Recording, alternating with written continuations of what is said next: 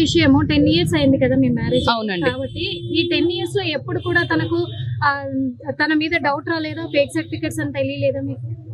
ఈ fake certificates ఇప్పుడు చేయించుకున్నాడు. వాడికి 26 lakhs ప్యాకేజ్ కావాలని 26 lakhs ప్యాకేజ్ కావాలని చెప్పేసి ఇప్పుడు 26 lakhs ప్యాకేజ్ కావాలని చెప్పేసి వాడికి ఇన్సైట్ సాఫ్ట్వేర్ లో జాబ్ వస్తుంది అని చెప్పేసి వాడు ఇప్పుడు ఫేక్ సర్టిఫికెట్స్ చేయించుకున్నాడు. సిటిజన్షిప్ ఇప్పుడు ఈ డాక్యుమెంట్ ప్రకారం 2018 లో వచ్చింది. వాడి ఆక్యుపేషన్ ఇందులో స్టూడెంట్ అని ఉందండి. 2011 నుంచి వాడు పనిచేస్తున్నాడు ఒక కంపెనీలో. వాడి దగ్గర ఆల్రెడీ ఆధార్ కార్డు ఉంది, పాన్ కార్డు ఉంది, అన్ని ఉండగా వాడికి సిటిజన్షిప్ లేనిదే ఇవన్నీ ఎలా వచ్చిందండి? ఆధార్ కార్డు, పాన్ కార్డు అవన్నీ సిటిజన్షిప్ లేనిదే ఎలా వచ్చింది? సరే, పాకిస్తాన్ ఇక్కడ క్లియర్ ఉంది. Previous nationality Pakistan. మన దగ్గర ఫేక్ గా తీసుకున్నారు ఆధార్.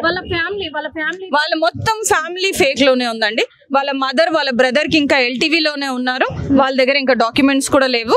ఇంకా వాళ్ళ దగ్గర ఓటర్ ID కూడా ఉంది. మీరు మ్యారేజ్ చేసుకున్నప్పుడు ఈ డీటెయిల్స్ గురించి నాకేం తెలియదండి. పెళ్లి చేసింది ఎవరు? అప్పుడు పెళ్లి మీకు దగ్గరుండి పెళ్లి చేసిన వాళ్ళు ఉంటారు కదా, కాజీ నుంచి వాళ్ళ ఇంట్లో వాళ్ళు, మా ఇంట్లో వాళ్ళు, మా ఇంట్లో వాళ్ళు. ఎలా వస్తుందండి? నా ముందు ఇప్పుడేం మాట్లాడరు. ఎందుకంటే ఇది ఎప్పుడు వచ్చిందంటే పెళ్ళైన కొన్ని సంవత్సరాల తర్వాత వీళ్ళు పాస్పోర్ట్లని కమిషనర్ ఆఫీస్ కి వెళ్ళాలి, మళ్ళీ ఢిల్లీ వెళ్ళాలి, అక్కడికి వెళ్ళి వాళ్ళు మాట్లాడాలి. ఢిల్లీ ఎందుకంటే వాళ్ళు అది ఎక్స్టెన్షన్ కి వెళ్తూ ఉండాలి, ఢిల్లీకి వెళ్ళాలి, మళ్ళీ LTV అప్లై చేయడానికి వాళ్ళు ఢిల్లీ వెళ్ళాలి. ఇలాంటి కోసం వాళ్ళు వెళ్తూ ఉంటారు కదా.